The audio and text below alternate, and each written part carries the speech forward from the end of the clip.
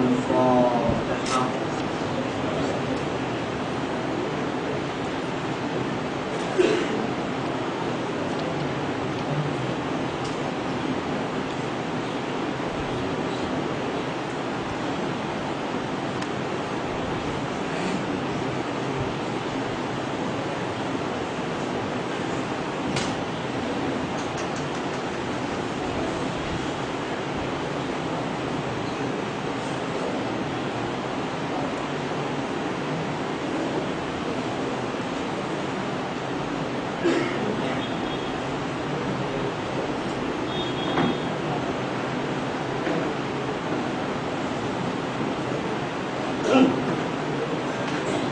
أعوذ بالله من الشيطان الرجيم.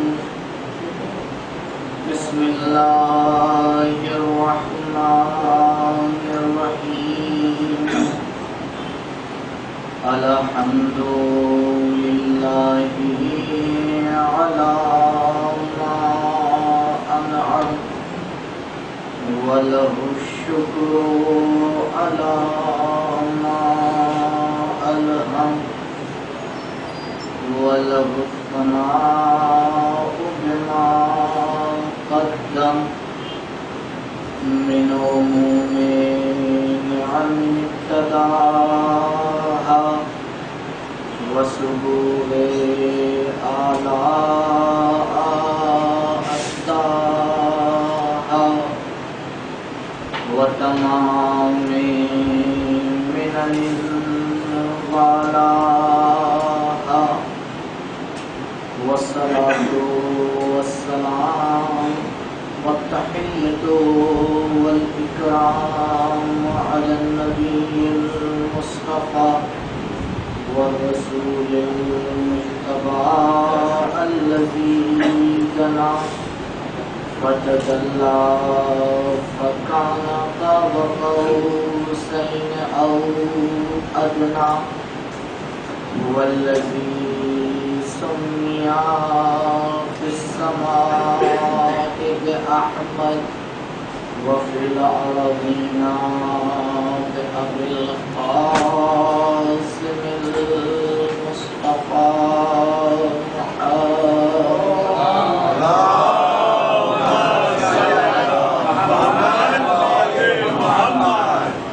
وعلى آله الأطيبين الأطهرين المعصومين المظلومين الذين أذهب الله عنهم الرجس وطهرهم تطهيرا. اللهم صل على محمد ولا سيما على الحجة الثاني عشر بقية الله المنتظر ولعنة الله على أعدائهم وقتلتهم ومنكر فضائلهم ومصائبهم والشاكين فيهم أجمعين. أما بعد فقد قال الله الحكيم في بيانه الكريم. أعوذ بالله من الشيطان الرجيم. لقد كان لكم في رسول الله أسوة حسنة لمن كان يرجو الله واليوم الآخر وذكر الله كثيرا. اللهم صل على محمد وآل محمد. آج جو مسئلہ مجھے آپ کی خدمت میں پیش کرنا ہے وہ ہے واجب نماز اور اس کے نوافل کا وقت. گرچہ سے لوگوں کو مسائل پتہ ہیں، لیکن ضروری ہے کہ جوانوں کے لیے ان باتوں کو بیان کیا جائے۔ صبح صادق جس کو طلوع ثانی کہا جاتا ہے، اور جس وقت اذان صبح ہوتی ہے، یعنی ایک خاص وقت ہے جسے صبح صادق کہا جاتا ہے، کیونکہ اس سے پہلے بھی آسمان میں سفیدی نظر آتی ہے، اسے صبح کاذب ہے۔ جو دوسری مرتبہ سفیدی نظر آتی ہے اسے صبح صادق کہا جاتا ہے۔ اس وقت سے لے کے طلوع آفتاب تک، جب تک کہ سورج نہیں نکلا، یہ وقت ہوتا ہے نماز صبح۔ اور اگر طلوع آفتاب میں اتنا وقت ہے کہ انسان ایک رکعت نماز پڑھ سکتا ہے تو اس کی نماز ادا ہے۔ ایک رکعت ہو سکتا ہے وقت میں ہو اور ایک رکعت وقت سے باہر، نماز صحیح ہے اس کی۔ ہاں، اگر ایک رکعت وقت کا بھی، یعنی ایک رکعت کا بھی وقت نہیں ہے، تب نماز جو ہے وہ قضا ہو جاتی ہے۔ جب آفتاب زوال کے اوپر آتا ہے، زوال کا مطلب یہ، اگر کہیں آپ سفر کر رہے ہیں، زوال کو پہچاننے کا طریقہ یہ کہ اگر ہم زمین کے اوپر کسی ایک لکڑی کو، کسی چیز کو سیدھا ایک اسٹک کو کھڑا کرتے ہیں، تو جب صبح آفتاب نکلتا ہے تو اس کے دوسری طرف جو ہے سایہ ہوتا ہے۔ جیسے جیسے سورج اوپر چڑھتا ہے یہ سایہ کم ہوتا چلا جاتا ہے۔ ایک وقت یہ آتا ہے کہ یہ سایہ دوسری طرف آ جاتا ہے، یعنی سورج ایک دم اوپر آتا ہے۔ بعض دنیا میں جگہیں ایسی ہیں جہاں سایہ ختم ہو جاتا ہے، بعض جگہ سایہ ختم نہیں ہوتا، یعنی سورج بالکل اس یعنی ملک یا اس شہر کے اوپر نہیں ہے۔ جیسے ہی سایہ دوسری طرف موڑتا ہے اس کو کہتے ہیں زوال کا وقت۔ یہ اول وقت ہے نماز ظہر کے لیے، یہ اول وقت ہے نماز ظہر کے لیے۔ پھر جب یہ سورج ڈوب جاتا ہے، یعنی سورج اتنا بند ہو جاتا ہے، یہ آخر وقت ہے نماز عصر کے لیے۔ اب اس میں غور کیجیے گا، یہ جو شروع کا وقت ہوتا ہے، جیسے ہی زوال کا وقت ہوا اس وقت سے لے کے اگر کوئی انسان عصر نماز نہیں پڑھ رہا ہے، پوری پڑھ رہا ہے، تو جو 4 رکعت نماز پڑھنے کا وقت ہے، مثال کے طور پر 4 منٹ، یہ وقت مخصوص ہے نماز ظہر سے۔ اس میں اگر کوئی بھولے سے نماز عصر پڑھ لے تو اس کو دوبارہ پڑھنی پڑے گی۔ جو آخری ٹائم ہے جب ایک دم آفتاب غروب کر رہا ہے، اس آخری وقت میں جو 4 رکعت کا وقت ہے وہ وقت مخصوص ہے نماز عصر سے۔ یعنی اگر اس وقت پر کسی نے نماز ظہر اور عصر نہیں پڑھی اور 4 رکعت کا وقت بچتا ہے تو پہلے نماز عصر پڑھے گا، نماز ظہر اس کی قضا ہو چکی ہے۔ اگر اس ٹائم میں نماز ظہر پڑھے گا تو نہ نماز ظہر صحیح ہے نہ نماز عصر صحیح ہے، کیونکہ وہ وقت مخصوص ہے نماز عصر سے۔ البتہ یہ وقت فضیلت نہیں ہے، وہ الگ، لیکن ان دونوں وقت کے درمیان کا جو ٹائم ہے، یعنی شروع سے 4 رکعت چھوڑ دیجئے اور آخر سے بھی 4 رکعت چھوڑ دیجئے، یہ وقت مشترک ہے، یعنی دونوں کا ہے، نماز ظہر کا بھی عصر کا بھی۔ یعنی کیا؟ یعنی اگر فرض کیجیے کسی نے بھولے سے نماز ظہر کے بجائے عصر کی نیت کر کے نماز پڑھ لی، اس کی نماز صحیح ہے، پھر وہ ظہر کی نماز پڑھ لے گا، تو یہ وقت مشترک کا کیا ہے؟ فائدہ ہے۔ نافل نماز صبح 2 رکعت کہ جس کا وقت نماز صبح سے پہلے، اور جب تک کہ ہوا روشن نہیں ہوتی ہے تب تک کہ نافلے کا ٹائم، کیونکہ سورج بعد میں نکلتا ہے، روشنی پہلے ہو جاتی ہے، تو جب تک روشنی نہیں ہوئی ہے تب تک انسان 2 رکعت نافلہ صبح پڑھ سکتا ہے اور اس کے بعد نماز صبح پڑھ لے۔ نافلہ ظہر 8 رکعت ہے اور اس کا وقت وہی زوال سے شروع ہوتا ہے۔ اگر کوئی نافلہ پڑھنا چاہ رہا ہے تو پہلے وہ 8 رکعت نافلہ پڑھے، پھر جو ہے وہ نماز ظہر پڑھ سکتا ہے۔ البتہ اگر جماعت سے نماز ہو رہی ہے تو پہلے جماعت سے پڑھے، بعد میں بھی نافلہ پڑھ سکتا ہے۔ اسی طرح نافلہ عصر بھی 8 رکعت ہے، نماز ظہر کے بعد نافلہ عصر پڑھا جاتا ہے، پھر عصر کی نماز پڑھی جاتی ہے۔ اگر کوئی جماعت سے پڑھ رہا ہے تو بعد میں بھی نافلہ عصر پڑھ سکتا ہے۔ اسی طرح سے جب سورج ڈوب جاتا ہے تو مغرب میں جب سورج ڈوب رہا ہے تو مشرق میں ایک لالی ہوتی ہے کہ جو کچھ دیر کے بعد، 10-15 منٹ کے بعد جو وہ ختم ہو جاتی ہے۔ جب یہ لال جو جس کو کہا جاتا ہے حور مشرقیہ، جب یہ ختم ہو جاتا ہے تو اول وقت نماز مغرب تقریباً 45 منٹ تک کے 50 منٹ تک کی جو ہے وہ جو ہے وہ فضیلت نماز مغرب کا ٹائم رہتا ہے. نماز مغرب کا نافلہ 4 رکعت ہے جو نماز مغرب کے بعد پڑھا جاتا ہے. تو اس مدت میں اگر کوئی نماز مغرب پڑھ رہا ہے اور وہی جو شروع کا 3 رکعت کا وقت ہے وہ مخصوص ہے نماز مغرب سے، اس میں اگر البتہ نماز مغرب اور عشاء میں فرق ہے، اس پہ غور کیجیے گا. اگر کوئی غلطی سے اول وقت نماز عشاء پڑھنا شروع کر دے تب بھی اس کی نماز عشاء صحیح رہتی ہے اگر 4 رکعت ہے. اگر قصر نہیں ہے تب کیوں؟ کیونکہ 4 رکعت جب وہ پڑھے گا تو 3 رکعت اس نے وقت مخصوص میں پڑھی ہے، لیکن 1 رکعت کہاں پڑھی ہے؟ 1 رکعت وقت مشترک میں پڑھی ہے تو نماز صحیح ہو جاتی ہے. لہٰذا ظہر میں اور ظہر عصر میں اور مغرب عشاء میں یہ تھوڑا سا فرق ہے. آخری وقت عشاء کا کب ہے؟ آدھی رات. ابھی آدھی رات کو کیسے سمجھیں؟ جو بھی مغرب کا ٹائم ہے مثال کے طور پر 6 بجے جو ہے نماز مغرب ہوگی، اور جو بھی نماز صبح کا ٹائم ہے مثال کے طور پر 4 بجے جو ہے وہ نماز صبح ہو رہی ہے، تو اس کو پورا جوڑیے. کئی گھنٹے ہوئے؟ صبح 6 بجے سے صبح 4 بجے تک 8 گھنٹے ہو گئے. صبح 6 بجے سے رات کے 12 بجے تک 4 گھنٹے، اور 12 بجے سے صبح 4 بجے تک 4 گھنٹے، 8 گھنٹے. اس کو ہاف کر لیجیے، آدھا کر لیجیے، اور نماز مغرب کے اول وقت سے اس کو ایڈ کر لیجیے. یعنی 6 بجے نماز ہو رہی تھی، 8 کا آدھا ہو گیا 4، 4 جوڑ دیجیے، 12 بجے جو ہے وہ نماز 12 بجے نصف شب ہے. البتہ یہ خیال رکھا جائے ہمیشہ 12 بجے نصف شب نہیں ہوتا ہے، سال میں یہ وقت بدلتا رہتا ہے. جیسے اذان صبح کا ٹائم، اذان مغرب کا ٹائم چینج ہوتا ہے، ویسے ہی آدھی رات کا ٹائم جو ہے وہ بدلتا رہتا ہے. تو جیسے ہی آدھی رات کا ٹائم ہوتا ہے نماز یعنی 4 رکعت جو بچی ہوتی ہے وہ مخصوص ہے نماز عشاء سے. البتہ یہاں پر ایک مسئلہ اور، اس پہ بھی غور کریں.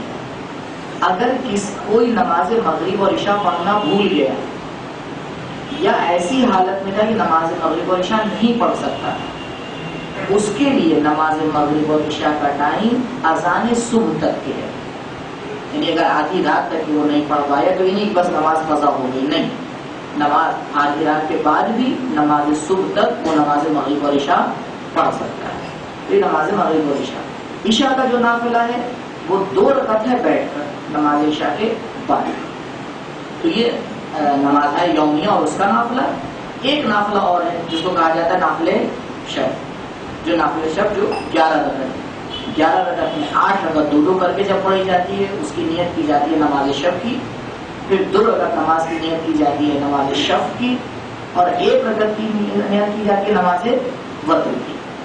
آدھی رات جیسے شروع ہوتی ہے یعنی جب نماز عشاء کا آخری وقت ہوتا ہے تب سے لے کے اذان صبح تک کے نافلے شب کا وقت. البتہ یہاں پہ ایک مطلب کی طرف غور کریں، وہ یہ اگر کسی کو صبح اٹھنا ہے، رات میں نہیں جاگ سکتا، اس کے لیے مشکل ہے، تو وہ نماز عشاء کے بعد نماز شب پڑھ سکتا ہے. یا نہیں، اگر جو ہے وہ صبح نہیں اٹھ پایا تو دن بھر اس کے پاس وقت ہے کہ وہ نماز شب کو قضا کر سکتا ہے. کے بعد تاکید کیا گیا ہے کہ اگر جو لوگ اس وقت بہرحال اٹھنا مشکل ہوتا ہے، نہیں اٹھ پا رہے ہیں، تو اگر وہ اس کو قضا کریں، خداوند متعال توفیق دیتا ہے کہ انسان اپنے وقت کی بھی نماز شب ادا کر سکتا ہے. تو یہ وقت ہے نمازوں کا اور یہ نوافل کا. انشاءاللہ خداوند متعال ہمیں توفیق دے کہ ہم اپنی ہر نماز اپنے وقت کے اوپر ادا کریں.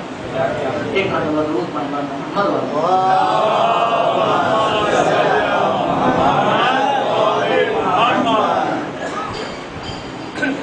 سورہ مبارک احزاب کی آیت نمبر 21 کی ذیل میں سیرت ائمہ علیہ السلام اور عصر حاضر کے موضوع پر کل بات یہاں تک پہنچی تھی کہ معصومین علیہ السلام کی ایک سیرت ہے دین کی حفاظت اور دین کا تحفظ. دین کی ڈیفینیشن کیا ہے، دین کے شعور وجات کیا ہیں، وہ کل میں آپ کی خدمت میں عرض کر چکا. ایک مسئلہ یہاں پہ آج آپ کی خدمت میں بیان کرنا ہے، وہ ہے دین اور سیاست کا رابطہ، کہ جو بہت ہی سوال انگیز مسئلہ ہوتا ہے اور بہت آسانی سے بھی سمجھ میں نہیں آتا. شروع میں نے آپ کی خدمت میں عرض کیا تھا کہ سیرت کا معنی ہے طریقہ. سیرت کہتے ہیں طریقے کو اور روش کو کہ جس کے اوپر انسان کی زندگی گزرتی ہے. مثال کے طور پر میں نے آپ کے سامنے عرض کیا تھا کہ اگر کوئی کسی سے اپنی بات کو منوانا چاہتا ہے تو کسی کی سیرت اور طریقہ ہوتا ہے کہ وہ زور اور زبردستی سے اپنی بات کو منواتا ہے، کسی کا طور اور طریقہ یہ ہوتا ہے کہ وہ بیوقوف بنا کر ہیلا گری کر کے اپنی بات کو منواتا ہے، کوئی انسان ہے وہ اخلاق کے ذریعے سے اپنی بات کو منوا لیتا ہے، کوئی انسان ہے تعقل کے راستے سے اپنی بات کو منوا لیتا ہے۔ اب آج کی دنیا میں یعنی عصر حاضر میں جب لفظ سیاست کا استعمال ہوتا ہے تو غلط استعمال کی وجہ سے یہ لفظ جو اپنے حقیقی معنی ہے اس کو کھو چکا ہے۔ اصل معنی لفظ سیاست کا پرنسپل ہے، ادارہ کرنا ہے، کسی چیز کو آگے کس طرح سے آگے بڑھایا جائے، یہ اصل لفظ سیاست کا معنی ہے۔ اسی لیے جب آپ زیارت جامعہ کا مطالعہ کریے اور زیارت جامعہ کو آپ پڑھیے تو السلام علیکم یا اہل بیت النبوہ، یہاں سے زیارت جامعہ شروع ہوتی ہے، اور چند صفات اہل بیت کے لیے بیان کرنے کے بعد اس میں بیان کیا جاتا ہے انتم ساست العباد، اے اہل بیت آپ کی ایک صفت یہ ہے کہ جو آپ بندگان خدا کے بارے میں آگے سیاست کرتے ہیں۔ یعنی کیا سیاست کرتے ہیں؟ یعنی آپ خداوند متعال کے بندوں کو آ کر لیڈ کرتے ہیں۔ اصل معنی جو سیاست کا وہ زیارت جامعہ میں بیان کر دیا گیا، لیکن جب حکومت کو، جب خلافت کو اپنے اصلی مرکز اور محور سے ہٹا دیا گیا اور یہ لفظ غلط معنی میں استعمال ہونے لگا، تب یہاں پہ ہمارے دین میں ایک مسئلہ اٹھا کہ اس سیاست کا دین سے کوئی ربط ہے یا نہیں۔ تو عزیزوں یہ بات سمجھنے والی ہے کہ ہم دیکھیں کہ ہم لفظ سیاست کو کس معنی میں آگے استعمال کر رہے ہیں۔ اگر لفظ سیاست کا مطلب یہ ہے کہ خداوند متعال کے بندوں کو کمال تک پہنچانا، ان کو آگے ادارہ کرنا، ان کی مشکلات کو حل کرنا، اس طرح سے آگے ان کے ساتھ عمل کرنا کہ ہر انسان بہترین طریقے سے اپنے کمال تک کے پہنچ جائے، یہ وہی مقصد ہے، یہ وہی ڈیفینیشن ہے جو کل دین کی بیان کی گئی۔ اس کو آپ کبھی بھی دین سے جدا نہیں کر سکتے۔ ہاں اگر سیاست کا وہ معنی جو آج کی دنیا میں لیا جاتا ہے، یعنی اپنے مقصد تک پہنچنا چاہے کسی بھی راستے سے ہو، قطعاً یہ معنی نہ دین میں اس کی کوئی جگہ ہے، نہ کوئی اس کا دین کے ساتھ ساتھ ہے۔ اسلام کبھی بھی مقصد کے لیے ذریعے کو آگے محترم نہیں مانتا۔ یہ دنیا کا طریقہ ہے، جب دنیا والے اپنا ایک مقصد آگے طے کرتے ہیں پھر وہ آگے یہ نہیں دیکھتے ہیں کہ ہم اس مقصد تک کس ذریعے سے پہنچ رہے ہیں۔ کوئی بھی ذریعہ استعمال کر سکتے ہیں، ہمیں اپنے مقصد تک پہنچنا ہے، لیکن اسلام کی تعلیمات کچھ اور ہیں۔ اسلام ہمیں کچھ اور سکھا رہا ہے۔ اسلام ہمیں یہ سکھا رہا ہے کہ دیکھو اگر مقصد مقدس ہے تو اس مقصد مقدس تک صرف وسیلہ مقدس کے ہی ذریعے پہنچا جا سکتا ہے۔ یہ نہیں ہو سکتا کہ تم آگے یہ بہانہ بناؤ کہ میرا مقصد تو بہت اچھا تھا، اگر میں نے یہاں پر کسی غلط وسیلے کا استعمال کر لیا تو اس میں برائی کیا ہے؟ نہیں، آپ کو آگے سیرت اہل بیت کو دیکھنا پڑے گا۔ یہ سیرت اہل بیت ہمیں سکھاتی ہے کہ مقصد چاہے جیسا ہو، وسیلہ اس کی توجیہ نہیں کر سکتا۔ جنگ کا میدان ہے، جنگ صفین ہے، اور لشکر امیر شام پانی کے اوپر آ کے قبضہ کر لیتا ہے۔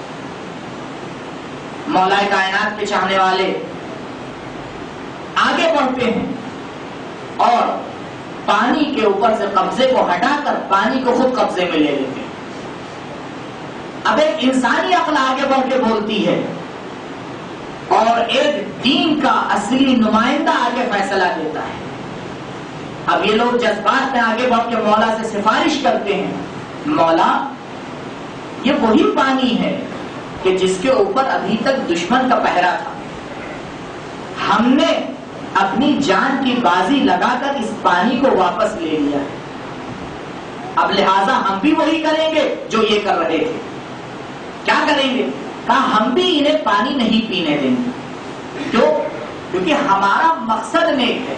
ہمارا مقصد یہ ہے کہ ہم کفر کو نابود کریں, ہم شرک کو نابود کریں, اور جو صحیح توحید ہے اس کو دنیا والوں تک پہنچائیں. اس کے لیے راستہ کیا اپنایا جا رہا ہے؟ اس کے لیے ہم راستہ یہ اپنا رہے ہیں کہ پانی ان کے اوپر بند کیے دیتے ہیں. جب پانی بند ہو جائے گا تو بہت آسانی سے ہمیں جیت نصیب ہو جائے گی. لیکن مولا کائنات اجازت نہیں دیتے.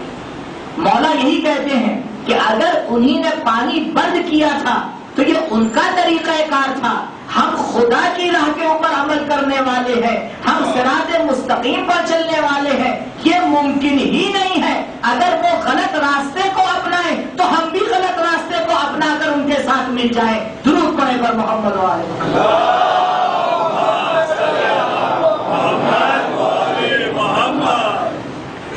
تو غلط راستہ چاہے کام کتنا ہی صحیح کیوں نہ ہو نہیں اپنایا جا سکتا. عزیزوں, یہیں سے سیرت سے ہمیں درس ملتا ہے. ہماری چھوٹی سی زندگی میں اگر ہمیں کوئی نیک کام کرنا ہے اور اس نیک کام کے لیے اگر ہم غلط راستہ استعمال کر رہے ہیں, نیک کام کیا ہے؟ ممکن ہے کہ میری بعض باتیں آپ کے لیے گراں گزر جائیں, لیکن میری ذمہ داری یہ ہے کہ میں اپنی ذمہ داری پر عمل کروں. صحیح راستے کے لیے, صحیح مقصد کے لیے صحیح راستہ ہی اختیار کرنا پڑے گا, چاہے مقصد کتنا ہی مقدس کیوں نہ ہو. کہا مقصد کیا ہے؟ کہا مقصد عزاداری اہل بیت ہے. مقصد عزاداری اہل بیت ہے. کہا راستہ کیا ہے؟ کہا راستہ یہ ہے کہ ہم اس عزاداری کے لیے کچھ خرچ کریں, ہم اس عزاداری کے لیے کچھ وقت دیں, ہم اس عزاداری کے لیے اپنی کچھ طاقت صرف کریں. بے شک اس عزاداری کے لیے آپ کچھ پیسہ خرچ کیجئے, بے شک اس عزاداری کے لیے آپ وقت صرف کیجئے, بے شک اس عزاداری کے لیے آپ اپنی طاقت صرف کیجئے. لیکن یہ یاد رہے کہ عزاداری ایک مقدس شے کا نام ہے, عزاداری ایک عبادت کا نام ہے, عزاداری میراث زہرا کا نام ہے.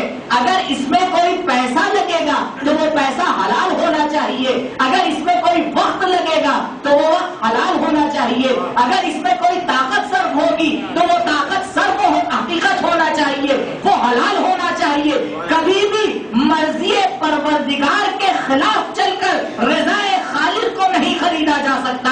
درود پڑھے پر محمد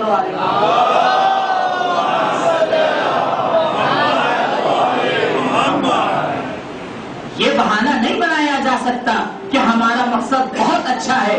بے شک مقصد اچھا ہے, لیکن اس اچھے مقصد کے لیے جو راستہ اختیار کرنا پڑے گا وہ راستہ بھی اچھا ہی ہونا چاہیے. ان کا روزہ ہے, آیت اللہ برجردی کہتے ہیں کہ روزے کی جگہ چھوٹی ہے, اس کو تھوڑا بڑھایا جائے. زائرین آتے ہیں, انہیں پریشانی ہوتی ہے, تو حرم کے اطراف کی جو زمینیں ہیں حرم والے اس کو خریدنا شروع کر دیتے ہیں. جو حرم کے پڑوس میں لوگ رہ رہے ہیں وہ اپنی سعادت سمجھتے ہیں کہ بہرحال ان کا گھر بیوی کے حرم کا حصہ بن جائے. ہر کوئی خوشی سے اپنا گھر دینے کو تیار ہے, کوئی پیسے لیتا ہے, کوئی آدھے لیتا ہے, کوئی نہیں لیتا ہے, ہر کوئی اپنے اعتبار سے. جب ایک گھر تک پہنچتے ہیں تو گھر کا مالک منع کر دیتا ہے, کہتا ہے میں اپنا گھر نہیں بیچ سکتا, کسی سے زبردستی گھر خریدا بھی نہیں جا سکتا. اور جب وہ لوگ چلے جاتے ہیں وہ مزدور بلاتا ہے, مستری بلاتا ہے اور گھر میں کام شروع کر دیتا ہے. وہ گھر جو کل تک ٹوٹا ہوا تھا, وہ گھر جس کی چھت گرنے والی تھی, وہ اس کی ریپیئرنگ شروع کر دیتا ہے. اب جو کوئی ہے اس کو یہ حیرت ہے کہ بھائی ایک تو تم نے اپنا گھر بھی نہیں حرم کی زمین میں دیا, دوسری طرف سے تم اس کو اور اچھا بنوا رہے ہو کہ کل اور زیادہ کسی کی لینے کی ہمت نہ پڑے. یہ تھوڑا ٹوٹا پھوٹا ہوگا تو ایک مرتبہ کہا جائے کہ بھائی یہ تو گر ہی رہا ہے, دے دیجیے. اس نے کوئی کسی کا جواب نہیں دیا. کچھ مدت گزری, گھر بہترین طریقے سے بن کے تیار ہو گیا. جب گھر تیار ہو گیا تو وہ حرم کے متولی کے پاس پہنچا. کہا گھر حاضر ہے، بغیر کسی قیمت کے میں دینے کو تیار ہوں۔ کہا جب دینا ہی تھا تو یہ چند مہینے پہلے جب ہم آئے تھے تو انکار کیوں کر دیا؟ کہا انکار اس لیے کیا تھا کہ جب تم میرا گھر لینے آئے تھے تو گھر کی حالت بوسیدہ تھی، مجھے شرم آئی کہ بوسیدہ گھر حرم معصومہ میں دوں، میں نے پورا اس کو تیار کیا، پورا آمادہ کیا کہ کل قیامت میں یہ کہوں کہ بیوی آپ کی راہ میں جو چیز دی ہے وہ بہترین چیز دی ہے، بوسیدہ چیز نہیں دی ہے۔ درود پڑھے تو محمد والے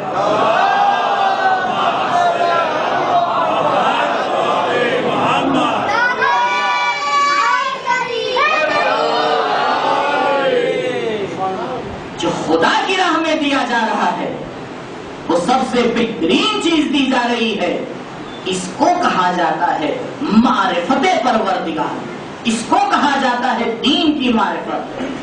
تو جتنا بھی مقصد عالی ہو، غلط راستہ اس کے لیے استعمال نہیں کیا جا سکتا۔ اور جہاں آپ یہ دیکھیے گا کہ صحیح کام کے لیے غلط راستہ استعمال کیا جا رہا ہے، اس کا مطلب یہ ہے کہ وہ انسان اس مقصد کو صحیح نہیں سمجھ رہا۔ اب جب یہ دین اور اس پہ سیاست کی بات آتی ہے، کل میں نے دین کی ڈیفینیشن آپ کے سامنے بیان کی تھی کہ دین انسان کی زندگی کا شیڈیول ہے، ولادت سے پہلے سے لے کر مرنے کے بعد تک، اس پوری زندگی کا طریقہ کار ہے دین، اس کو کہتے ہیں دین۔ مولا کائنات علیہ الصلوۃ والسلام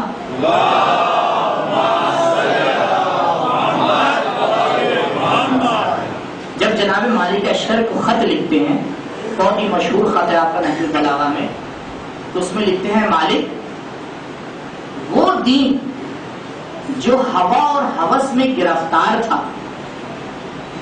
اب فرصت ملی ہے کہ تم اس دین کو لوگوں تک پہنچاؤ، تو اس بات کا خیال رکھنا کہ تم جس چیز کو لوگوں تک پہنچا رہے ہو وہ خدا کا دین ہو، کوئی اور چیز نہ ہو۔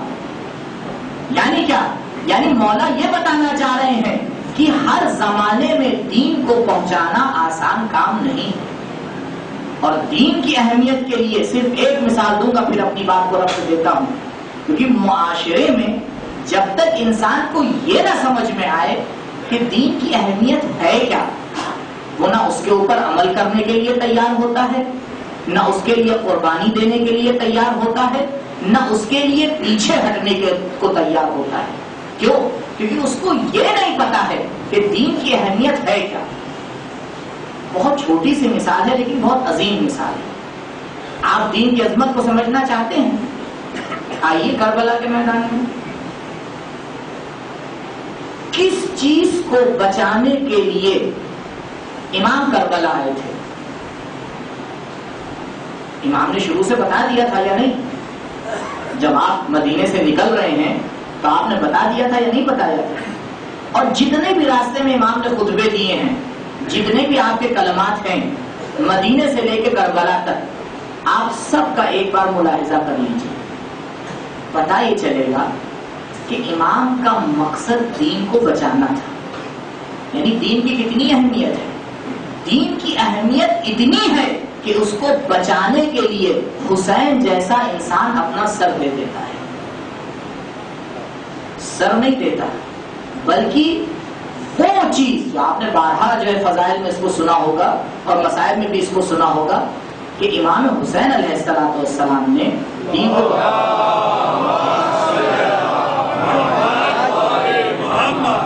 اس دین کو بچانے کے لیے کیا نہیں قربان کیا۔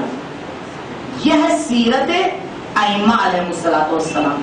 صرف امام نہیں بلکہ آپ پورے 14 معصومین کی سیرت کو دیکھ لیجیے، 14 معصومین کی سیرت کو دیکھ لیجیے، ہر جگہ آپ کو یہی ملے گا کہ جو بھی قدم اٹھائے وہ دین کو بچانے کے لیے، جو بھی فیصلہ لیا ہے وہ دین کو بچانے کے لیے۔ اب عصر حاضر کے اوپر آئیے۔ عصر حاضر میں دین کا مقام ہمارے دلوں میں کتنا ہے؟ کتنا ہم دین کو اہمیت دیتے ہیں؟ دین ہمارے دلوں میں کیا مقام رکھتا ہے؟ کیا ہم دین کو بچانے کے لیے کوئی قربانی دینے کے لیے تیار ہیں؟ میں بہت بڑی قربانیوں کی بات نہیں کر رہا ہوں اور چھوٹی قربانی کی بات کرنے جا رہا ہوں. کبھی کبھی دین کو بچانے کے لیے چپ رہنا پڑتا ہے. کبھی کبھی غور کیجیے گا بات کے اوپر, کبھی کبھی دین کو بچانے کے لیے چپ رہنا پڑتا ہے, لیکن انسان جذبات میں آ کے چپ رہنا پسند نہیں کرتا. وہ یہ سمجھتا ہے کہ یہاں پر چپ رہنا ہماری ہار ہے, لیکن وہ بھول جاتا ہے کہ کبھی کبھی چپ رہنا انسان کی جیت ہوتی ہے. اگر نہیں مانتے ہو تو میں تاریخ سے مثال دیتا ہوں. مولا کائنات علیہ الصلوۃ والسلام بغیر چپ رہے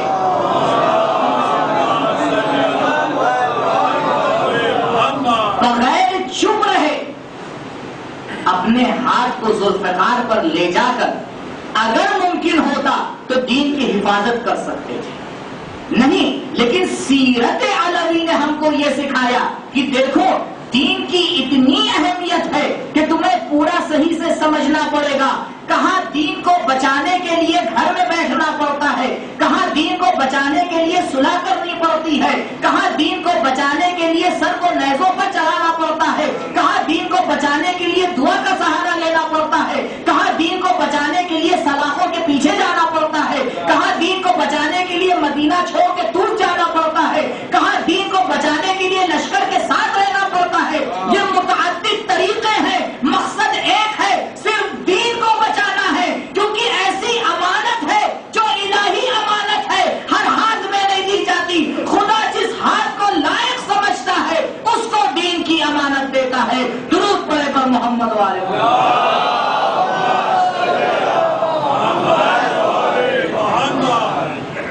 خوشا نصیب ہے وہ انسان کہ جس کو خداوند متعال یہ توفیق دے دیتا ہے کہ اس کے دین کی وہ حفاظت کرے.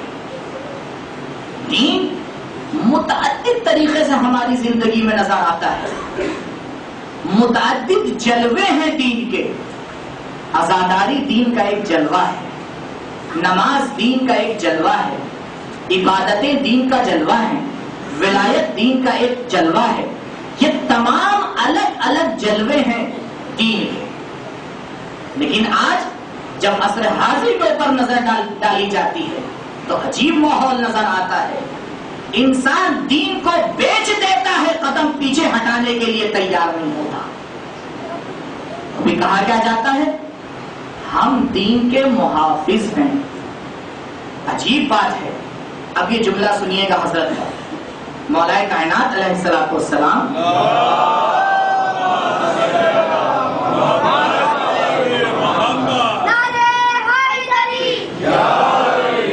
ایک حدیث میں ارشاد فرماتے ہیں کہ دیکھو کبھی بھی شیطان باطل کو پوری طرح سے پیور بنا کر, تعبیر میری طرف سے, باطل کو پوری طرح سے خالص بنا کر تمہارے حوالے نہیں کرتا. کیوں؟ کیونکہ اگر وہ اس طرح سے تمہارے حوالے کرے گا تب تو تم بہت آسانی سے سمجھ جاؤ گے. وہ اس باطل کے اندر تھوڑا سا حق ملا دیتا ہے. جب تھوڑا سا حق ملا دیتا ہے تو اب انسان فیصلہ نہیں کر پاتا, فیصلہ نہیں کر پاتا. قاضی شرح ہے, بہت بڑے منصب کے اوپر فائز ہے, لیکن دنیا کے لیے دین کو بیچ دیتا ہے, سائن کر دیتا ہے کہ ہاں حسین نے خروج کیا ہے. لیکن تاریخ میں کیا کیا واقعات ہوئے, بہرحال جتنا میرے پاس وقت ہے صرف اتنا ہی بیان کروں گا, پریشان نہ ہوئیے. کیا کیا گیا؟ ایک قانون بنایا گیا. کا قانون کیا ہے؟ قانون یہ ہے کہ اگر کوئی خلیفہ وقت کے خلاف آ کے خروج کرے تو اس کا قتل جائز ہے. یہ قانون کیوں بنایا گیا؟ یہ قانون اس لیے بنایا گیا تاکہ اہل بیت کو گھر میں بیٹھالا جائے, تاکہ اہل بیت کو گھر میں بیٹھالا جائے. کیوں؟ کیونکہ پتا ہے یہ انسان جن کا حقیقی حق ہے دین کو لوگوں تک پہنچانا, یہ اس کے لیے آ کے محنت کریں گے. یہ اس کے لیے آ کے لوگوں کو سمجھائیں گے، یہ اس کے لیے آ کے لوگوں کو بتائیں گے. اور ہم لوگوں کے ذہن میں ایک عجیب بات جو ہے وہ ڈال دی گئی ہے، وہ یہ ہے کہ اہل بیت کبھی بھی سیاست اور حکومت کے چکر میں نہیں پڑے. کیا کام تھا ان کا؟ کام تو گھر میں بیٹھ کے تسبیح پڑھنا تھا، ان کا کام تو قرآن پڑھنا تھا، ان کا کام تو نمازیں پڑھنا تھا. اے کاش سیرت اہل بیت صحیح منتقل ہوئی ہوتی تو پتہ یہ چلتا کہ اہل بیت کا کوئی بھی کام سوائے اس مقصد کے نہیں تھا کہ وہ کسی طرح سے اس باطل کو ہٹا کر حق کو آ کے قائم کر دیں. جو بھی کام کیا گیا ہے، تاریخی متعدد مثالیں ہیں، ہمیشہ یہ محنت کی اہل بیت علیہ السلام نے کہ کسی طرح سے باطل کو ہٹا کر حق کو بیٹھا دیں. اب غور کیجئے کس طرح سے محنت کی. کہا اگر تمہیں حق کو بیٹھانا ہے، حق کو داوری دینا ہے اور اس کو تمہیں اوپر لے کے آنا ہے تو تمہیں 3 چیزوں کی ضرورت ہے. ایک، حق سے لکھا ہوا قانون تمہارے پاس ہونا چاہیے. 2، اس قانون کے اوپر عمل کروانے کے لیے ایک حق کا پیکر لیڈر تمہارے پاس ہونا چاہیے. 3، لوگوں کے درمیان حق پر عمل کرنے کی چاہت ہونا چاہیے. اگر یہ تینوں چیزیں موجود ہوں گی تو حکومت حق اور عدل قائم ہو جائے گی. عدالت کی گفتگو میں کل کروں گا، آج نہیں کر رہا ہوں. تب یہ بات ہو جائے گی. اہل بیت علیہ السلام نے معاشرے کا جائزہ لیا. کہا 2 چیزیں موجود ہیں. 2 چیزیں کون سی موجود ہیں؟ کہا قانون موجود ہے. کہا قانون کس طرح سے موجود ہے؟ کہا قانون قرآن کی صورت میں ہمارے پاس موجود ہے. پورا قرآن شروع سے لے کے آخر تک حق کا نمونہ ہمارے پاس موجود ہے. کہا اس قانون کے اوپر عمل کون کروائے گا؟ کہا اس قانون کے اوپر عمل کروانے کے لیے معصوم موجود ہے. کہا پھر؟ کہا ایک اس تکونے کا ایک تیسرا جو اینگل ہے وہ باقی ہے. 2 پورے ہیں، 1 بچا ہوا ہے. کہا کیا بچا ہوا ہے؟ کہا قانون بھی موجود ہے، قانون کے اوپر عمل کروانے والا بھی موجود ہے، لیکن پبلک میں، لوگوں میں قانون پر عمل کرنے کی چاہت نہیں موجود ہے. اگر یہ چاہت موجود ہوتی تو لوگ علی کا ساتھ دینے کے لیے تیار ہو جاتے. چھٹے امام سے آ کے پوچھا کسی راوی نے کہ مولا یہ حکومت تو آپ کا حق ہے، آپ قیام کیوں نہیں کرتے ہیں؟ مولا نے کہا خدا کی قسم یہ جو بکریاں باہر کھڑی ہوئی ہیں اگر اس کے برابر میرے پاس مدد کرنے والے ہوتے تو میں بے شک قیام کرتا. راوی کہتا میں نے ان کو گنا، ان کی تعداد 30 سے کم تھی. 30 سے کم تھی. اب میں اپنے مطلب کی طرف آ رہا ہوں، غور کریے گا. ہم بار بار دعا کرتے ہیں، ہر نماز کے بعد دعا کرتے ہیں اللہم عجل ولیک الفرج. 1200 سال ہو گئے دعا کرتے ہوئے. ارے مولا اب تو آ جائیے، کتنا آپ کو پکارا جائے گا، کتنا اس امت کو رلوائیے گا، کتنا ان لوگ کو گروائیے گا. ہر وقت دعا کرتے ہیں، ہر نماز میں دعا کرتے ہیں، ہر عبادت کے بعد دعا کرتے ہیں. عجب نہیں مولا پلٹ کے جواب دیں. دیکھو یہ سنت الہی ہے، یہ سیرت پیغمبر ہے، یہ سیرت ائمہ ہے. جب تک یہ تکونا پورا نہیں ہو جاتا ہم ظہور نہیں کریں گے. 1200 کیا 12,000 سال ہو جائے، جب تک تمہیں حق کی تبعیت کرنے کی پیاس نہیں اٹھے گی تب تک ہم نہیں آنے والے. تم بڑھ کے یہ بتاؤ کہ تم حق کے چاہنے والے ہو، حق کو پھیلانے والا آ جائے گا. درود پڑھے کر محمد و آل محمد. برائے ظہور امام زمانہ بلند تر صلوات.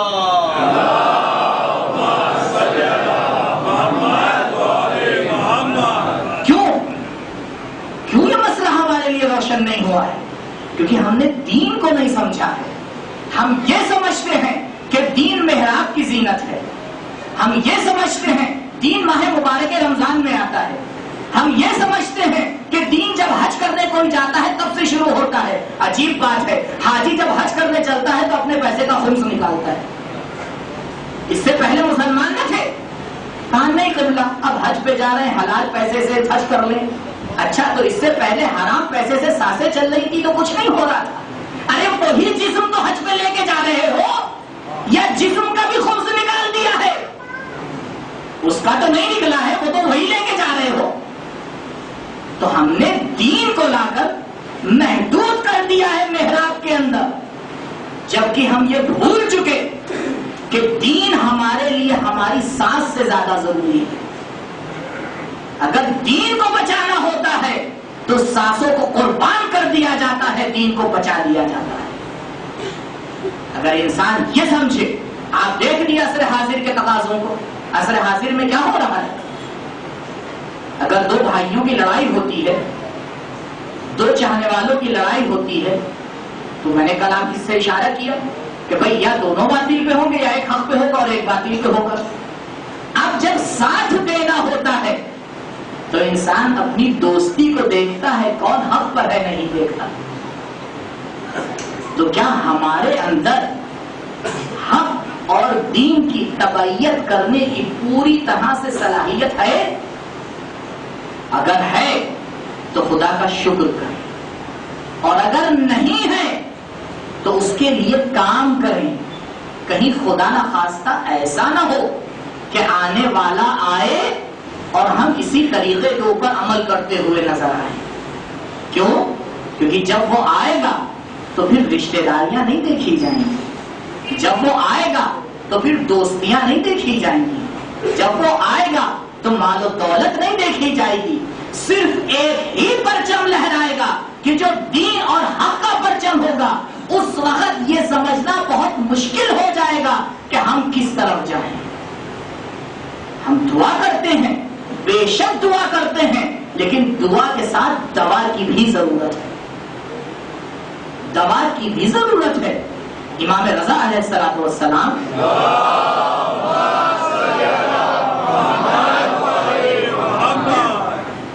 فرماتے ہیں کہ اپنے جوانوں کو مرجئہ کی سوچ سے بچاؤ. مرجئہ ٹھیک ہے، ایک فرقے کا نام ہے، لیکن فرقہ نہیں ہے بلکہ ایک سوچ ہے. وہ سوچ کیا ہے؟ وہ سوچ یہ ہے عقیدہ صحیح ہو کافی ہے. مرجئہ مادہ رجا سے لیا گیا ہے. رجا کہتے ہیں امید. کیوں اس فرقے کا نام رکھا گیا مرجئہ؟ کیونکہ ان کا ماننا یہ تھا کہ صرف آپ کا عقیدہ صحیح ہو کافی ہے، عمل عقیدے میں کوئی دخالت نہیں رکھتا. لہذا اگر کوئی گناہ کبیرہ بھی کرتا ہے ان کے لحاظ سے وہ دین اسلام سے باہر نہیں ہے. امام نے کہا اس سوچ سے اپنے جوانوں کو بچاؤ. کیوں؟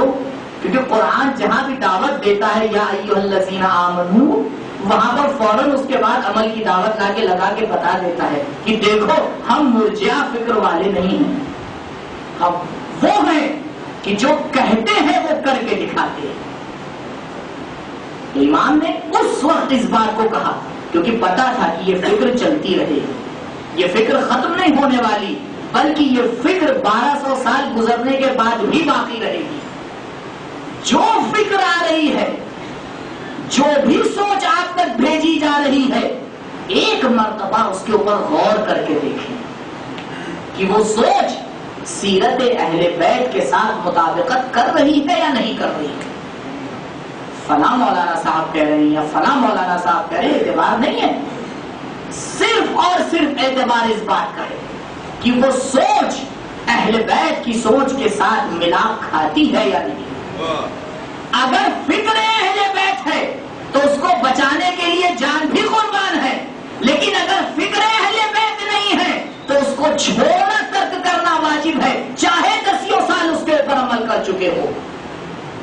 ایک بار پلٹ کے دیکھنا ضروری ہے. کوئی ضروری نہیں ہے کہ ہم جس فکر پر ابھی تک چلتے چلے آ رہے ہوں وہ بالکل صحیح ہو. نہیں. علامہ امینی علیہ الرحمہ کیسی شخصیت ہے آپ کی نظر میں؟ ایک واقعہ بتاؤں تاکہ علامہ امینی کی حیثیت سمجھ میں آئے. ایک کتاب انہوں نے لکھی ہے الغدیر، کتاب میں مجھے نہیں جانا. عراق کا ایک گورنر ہے، مسیحی ہے، مسلمان بھی نہیں ہے. بغداد میں اس کی پوسٹنگ ہوتی ہے. اس کا ایک لڑکا ہے جو اندھا ہے. دنیا میں جتنے ڈاکٹر ہیں سب کو دکھا چکا ہے. کوئی اس سے کہتا ہے کہ نجف میں ایک عالم بھی رہتا ہے, ذرا اس کو بھی اپنے لڑکے کو دکھا دو. یہ معرفت عجیب ہوتی ہے. اس نے یہ نہیں کہا کہ نجف میں مولا کائنات کا روزہ ہے وہاں چلے جاؤ, کہا نہیں, نجف میں ایک عالم ہے علامہ امینی, ان کے پاس بھی چلے جاؤ, شاید وہ کوئی دعا دے دیں, ہو سکتا ہے آپ ٹھیک ہو جائے. خیر کبھی اس کا نجف جانا ہوا تو اسے یاد آیا کہ بھئی کسی نے یہ کہا تھا. وہ اپنے لڑکے کو لے کے پہنچا. جب لے کے پہنچا تو اس نے اپنا واقعہ بتایا کہ بھئی میں مسیحی ہوں لیکن میرا یہ لڑکا جو ہے وہ بیمار ہے. لڑکے کو نہیں لے کے گیا تھا. اب غور کریں, علامہ امینی نے ایک گلاس پانی منگوایا اور پانی منگوانے کے بعد اس پہ کچھ پھونک کے اس کو دے دیا. کہا لے جاؤ اپنے لڑکے کی آنکھوں پہ لگا دینا, وہ شفایاب ہو جائے. اب جو لوگ وہاں موجود تھے میں نے کہا بھائی یہ تو چمتکار ان کے پاس تھا, ہمیں پتہ ہی نہیں تھا. جیسے ہی وہ آفیسر گھر سے باہر نکلا, علامہ نے کپڑے پہنے, ردا اوڑھی, سیدھے نجف پہنچ گئے. کہا مولا عزت کا سوال ہے, وہ ایک علی کے ماننے والے کے در پر آیا تھا, میں نے آپ پر بھروسہ کر کے کچھ دے دیا ہے, وہ میرا کام تھا, شفا دینا آپ کا کام ہے. اس کو کہتے ہیں کہ دین کی اہمیت کو سمجھنا. اس انسان کو اپنے علی پر اتنا بھروسہ ہے کہ بغیر کہے ہوئے پانی دے دیا, پتہ ہے شفا مل جائے گی. درود پڑے پر محمد.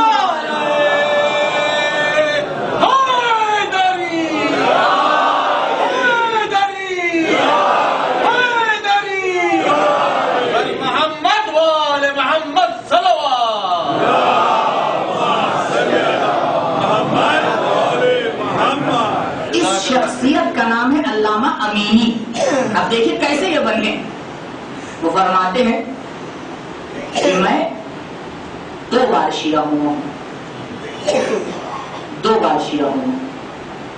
کیسے 2 بار شیعہ ہوئے علامہ؟ کہا ایک بار تو خدا متعال نے میرے اوپر رحم و کرم کیا, ایک شیعہ گھرانے میں مجھے پیدا کیا, لیکن جب میں بالغ ہوا تو میں نے کہا ایک بار دیکھا بھی تو جائے شیعت حق ہے یا نہیں. اس وقت اگر پوری دنیا سے شیعوں کی تمام کتابوں کو جلا دیا جائے تو صرف اہل سنت کی کتابوں سے ولایت علی کو آج سے بہتر ثابت کر کے دکھا سکتا ہوں.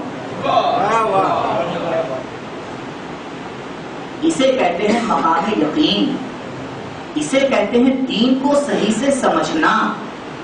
وہ انسان اس مقام کے اوپر پہنچ کر اس طرح سے اپنے دین کے بارے میں تحقیق کر رہا ہے.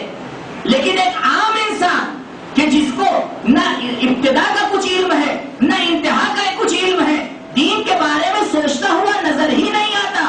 صبح ہوتی ہے, شام ہوتی ہے, دن پہ دن گزر جاتے ہیں, ہفتوں پہ ہفتے گزر جاتے ہیں, سال پہ سال گزر جاتے ہیں, عقیدے میں کوئی تبدیلی نہیں آتی. ہماری جانیں قربان ہو جائے حسین ابن علی کے اوپر, سر کٹا کر دین کو ایک دن کے لیے نہیں قیامت تک کے لیے بچا لیا. اگر یہ مجلسیں نہ ہوتی تو تمہیں دین کہاں سے ملتا؟ اگر یہ مجلسیں نہ ہوتی تو تمہیں ولایت کہاں سے ملتی؟ اگر یہ مجلسیں نہ ہوتی تو اتنی جو دینداری ہے یہ تمہارے پاس کہاں سے ہوتی؟ درود پڑھے پر محمد و آل محمد.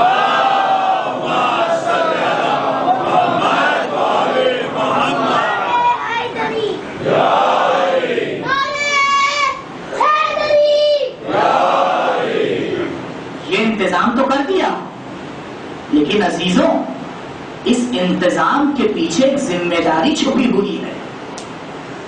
ہم منبر کا انتظام ہم نے کیا ہے, اس طریقے کا انتظام ہم نے کیا ہے, لیکن اس طریقے کو سجانا تمہاری ذمہ داری ہے. طریقہ ہم دے کے جا رہے ہیں, سیرت ہم دے کے جا رہے ہیں, لیکن سیرت کو سنوارنا اور سیرت کو صورت بنانا یہ تمہاری ذمہ داری ہے. فرش عذاب بچھے گا دیکھنا کس کو منبر پہ لے کے آ رہے ہو. فرش عذاب بچھے گا، دیکھنا کس طرح سے عزاداری کرنے کے لیے آ رہے ہو. کہ میں نے بات نہیں کہی اب تک، لیکن آج مجھے کہنا تھی اس لیے روک کے رکھا تھا. میں نے نہیں دیکھا کہ فرش عذاب پر کوئی آئے اور اس کے ہاتھ میں ایک کاغذ اور قلم ہو. دیکھا ہے آپ نے؟ یہاں جتنے لوگ حاضر ہیں کتنے کے پاس ہیں؟ کیوں؟ اس کی نشانی یہ ہے، آپ ابھی گھر پہ جائیں، میں اپنی مثال نہیں دے رہا ہوں. فرض کیجیے آپ نے دوپہر میں کسی مجلس میں شرکت کی تھی، بڑی دھواں دھار مجلس تھی، چھتے اڑا دی مولانا نے. آپ گھر پہ پہنچے، آپ کی وائف نے آپ سے سوال کیا کہاں گئے تھے؟ مجلس میں گئے تھے. کس نے مجلس پڑھی؟ فلاں مولانا نے پڑھی. کیسی پڑھی؟ بڑی عمدہ. 1 گھنٹے میں پتہ ہی نہیں چلا وقت کیسے گزر گیا. کہا کیا پڑھا؟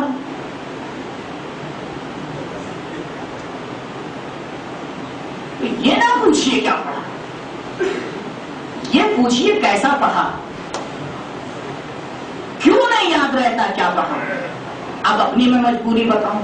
اب اس کا نتیجہ کیا ہوتا ہے؟ اس کا نتیجہ یہ ہوتا ہے جو انسان منبر پہ آتا ہے وہی پڑھتا ہے جو پچھلے سال پڑھا تھا، کیونکہ اسے پتا ہے ابھی پچھلے سال کا لیکچر باقی نہیں بچا ہے تو آگے بڑھا کے کیا کیا جائے، پھر اس کو ریپیٹ کرو. 60 سال گزر جاتے ہیں، انسان پہلی ہی کلاس پہ رہتا ہے. ارے اگر ہر سال 1 کلاس ترقی کر لی ہوتی تو 60 سال میں 60 کلاس طے کر لیے ہوتے. یہ کیوں نہیں ہوتا ہے؟ کیوں؟ کیونکہ دین کی اہمیت کو نہیں سمجھا گیا ہے. جس کو لایا جا رہا ہے دین بتانے کے لیے، یہ ضرور اس سے کہا جاتا ہے کہ دیکھیے قبلہ فضائل پڑھیے گا. تو کیا اب تک میں 25-35 منٹ سے 40 منٹ سے غیر فضائل پڑھ رہا تھا؟ کہا نہیں، مجلس خشک تھی. خشک کا معنی کیا ہے؟ فضائل نہیں تھے قبلہ. جاؤ نہج البلاغہ اٹھا کے دیکھو، پوری شروع سے آخر تک نہج البلاغہ دین سے بھری ہوئی ہے. نہج البلاغہ فضیلت ہے یا نہیں ہے؟ اگر نہج البلاغہ خشک ہے تو فضیلت نہیں ہے، دین کی باتیں ہیں اس کے اندر. قرآن میں کس چیز کی باتیں ہیں؟ دین کی باتیں ہیں. سمجھیے دین کی اہمیت کو. دین امانت الہی ہے ہمارے اور آپ کے ہاتھ میں. کل امانت کے بارے میں سوال کیا جائے گا. تو کوئی امانت دی جاتی ہے تو سوال کیا جاتا ہے. کل سوال کیا جائے گا، پوچھا جائے گا. کس سے پوچھا جائے گا؟ روایت میں دین کے بارے میں سوال کیا جائے گا کہ دین کی حفاظت تم نے کیسے کی.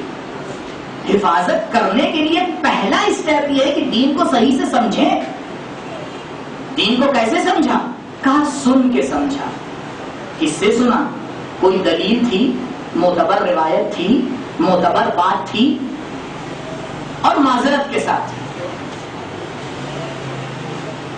یہ دین نہ سمجھی کا نتیجہ ہے کہ جو ہم آپس میں بھڑ جاتے ہیں.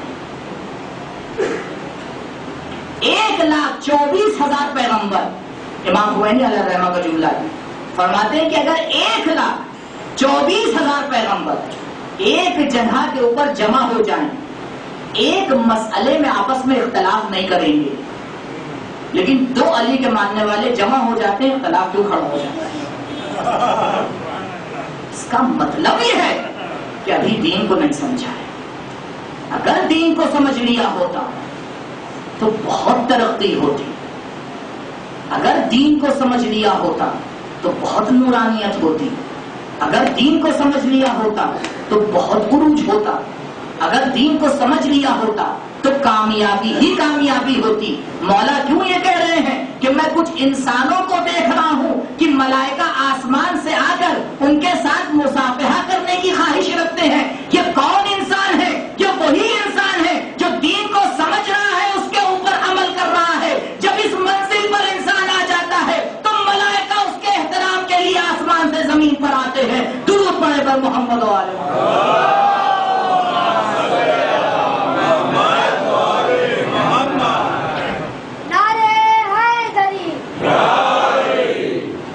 بات کو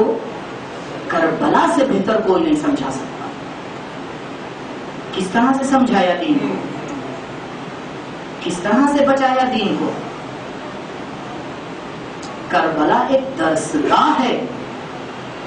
کربلا پوری تاریخ ہے آدم سے لے کے خاتم تک. کربلا ابتدائے تاریخ ہے, خود تاریخ ہے, آئندہ کی تاریخ ہے. اگر ایک بار انسان سمجھ لے کہ کس چیز کو بچانے کے لیے حسین ابن علی نکلے تھے, کیا کرنے کے لیے نکلے تھے, ہم بھی وہی کریں گے. وہ کام جو میرا مولا کرے کیوں کر میں نہ کروں, وہی کریں گے جو اس انسان نے آ کے کیا. اسی راستے پر چلیں گے جس راستے پر وہ چلے. ہاں ہو سکتا ہے مشکلات کھڑی ہوں, ہو سکتا ہے شیطان اور زیادہ ورغلائے, لیکن راستہ وہی ہے جس راستے کے اوپر وہ شخصیتیں چلی ہیں. کوئی دوسرا راستہ ہے ہی نہیں. میں نے عرض کیا آپ کی خدمت میں, صراط مستقیم دو ہو ہی نہیں سکتی, صرف اور صرف ایک ہوتی. راستہ صرف ایک ہے. اگر کوئی دوسرا راستہ بنایا جا رہا ہے تو وہ صراط مستقیم نہیں ہو سکتا. کچھ بھی راستہ ہو سکتا ہے. کہا تم جوانوں کی بات کر رہے ہو, تم ادھیڑ لوگوں کی بات کر رہے ہو. نہیں, یہاں تو بچے بھی دین کے معاملے میں اتنے عالی ہیں کہ انسان سوچتا ہوا نظر آتا ہے کہ یہ علم کہاں سے آیا. جو ابھی کچھ سال کے ہو. ہاں عزیزوں, یہ پیغام دین, یہ دین کو بچانے کا وسیلہ, یہ ہدایت کا وسیلہ جب کربلا پہنچا اور جب عاشور کا دن آیا,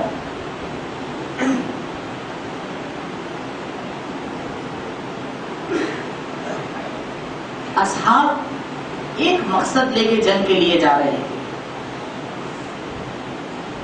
جو بھی جا رہا تھا اس کے ذہن میں ایک بات تھی, کسی طرح سے حسین کی جان بچ جائے, ہمارے گلے کٹ جائیں, ہمارے سینوں پہ تیر آ کے پیوست ہو جائیں, لیکن حسین بچ جائے, کیونکہ حسین کی نجات دین کی نجات ہے. جب انصار اور اقربا انصار شہید ہو چکے تو اب باری بنی ہاشم کی آئی. بنی ہاشم میں ایک مرتبہ امام نے کیا دیکھا, دیکھا دو چاند جیسے ٹکڑے امام کے سامنے سر جھکائے کھڑے. امام ایک مرتبہ دیکھتے ہیں, سوچتے ہیں حسین کے اوپر کیا وقت آ گیا ہے. زینب کے لختے جگر, زینب کے لاڈلے سر جھکائے ہوئے کھڑے ہیں, اجازت کے لیے کھڑے. ایک مرتبہ حسین کے ذہن میں آیا کہ اگر میں انہیں بھیج دوں گا تو میں زینب کو کیا کو دکھاؤں گا. ایک مرتبہ آواز آتی ہے, بھیا عبداللہ تو نہ آ سکے, لیکن عبداللہ نے یہ تو امانتیں میرے حوالے کی تھی. زینب جب حسین پر وقت پڑے تو دیکھو ذرا بھی مت سوچنا, میری دو جانوں کو حسین پہ قربان کر دینا.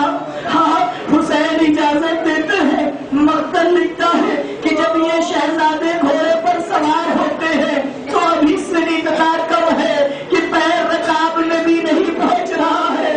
ہاں یہ شہزادے جاتے ہیں, میدان میں جنگ کرتے ہیں, لوگوں کو جنگ بنی ہاشم یاد آ جاتی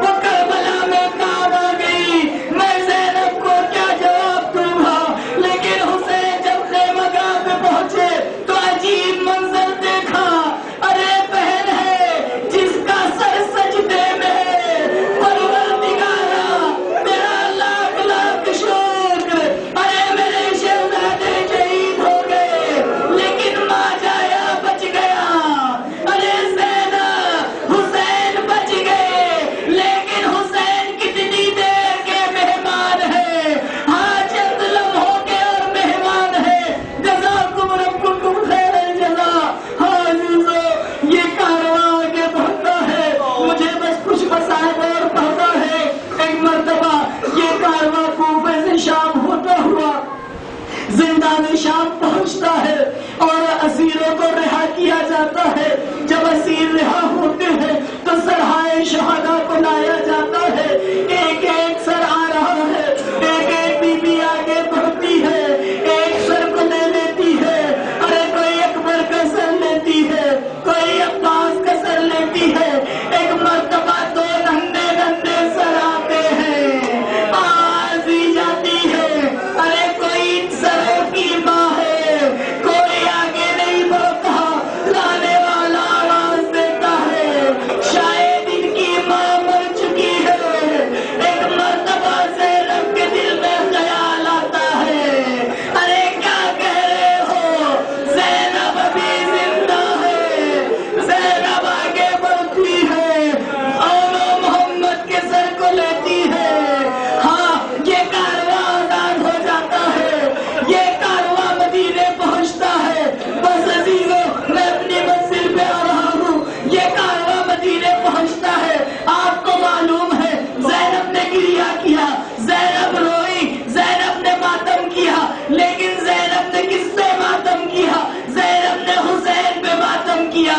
زینب حسین پہ روتی رہی, زینب اولو محمد پہ نہیں روئی. لیکن ایک مرتبہ مدینہ آیا, زینب مدینے پہنچی, عبداللہ گھر پہ آئے. ارے زینب, بہت دن ہو گئے, اب گھر تشریف لے آئیے. زینب تیار ہوتی ہے, اپنے گھر کی طرف چلتی ہے. زینب گھر میں قدم رکھتی ہے. ارے غضب ہو گیا, دو چھوٹے چھوٹے مسلے نظر آئے. زینب کو دو محمد یاد آئے, دل بھر آیا. ماں کی ممتا نے جواب دے دیا, ارے دو محمد, ماں کو معاف کر دینا. میں اپنے بھائی کو روتی رہی, تم پر گریہ نہ کر سکی. ارے زینب, اگر آپ نے دو محمد پر گریہ نہیں کیا, ہمارے اشک حاضر ہیں, یہ عزادار حاضر ہیں, یہ شیعہ حاضر ہیں, اور محمد پر قیامت تک گریہ کرنے کی.